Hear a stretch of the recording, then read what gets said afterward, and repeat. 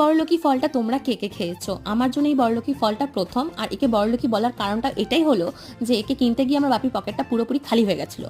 আর এর দামটা এতটাই ছিল।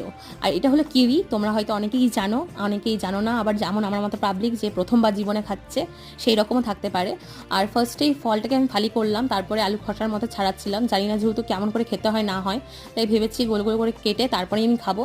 আমি ফল টলের সাথে সম্পর্কটা খুব একটা আমার ভালো না। আমি কোনো কালই ফল খেতে পছন্দ করি না। মা যদিও আপেল কলাটা আমার গুজে গুজে বা বেদানা হলে গুজে গুজে খাইয়ে দেয়, ওই ছাড়া আমি তরমুজ আরে খাই, কিন্তু বাদবাকি আমার কোনো ফলই খাই না। আর এই ফলটা তো আমার জীবনে মানে এই জীবনকালের একটাই ফল, যেটা আমি প্রথমবার খাচ্ছি। আর মনে হয় এরপরে আমি খেতে পারবো না, কারণ এটা প্রচুর দাম। ফলটা খাওয়ার পর টক মিষ্টি মিষ্টি ভাব, কুরকুর কুরকুর আওয়াজ করছিল, আর বেশ টক লাগলো খেতে। তারপরে যখন বাইকটা নিলাম তখন আমার বেশ পছন্দ হয়ে গেছিলো খেতে, কিন্তু এটার এতটাই দাম যে পরবর্তীতে আমি কিনতে পারবো কিনা আমি জানি না। আর লাইক শেয়ার সাবস্ক্রাইব করতে ভুলো না। আজকের জন্য টাটা।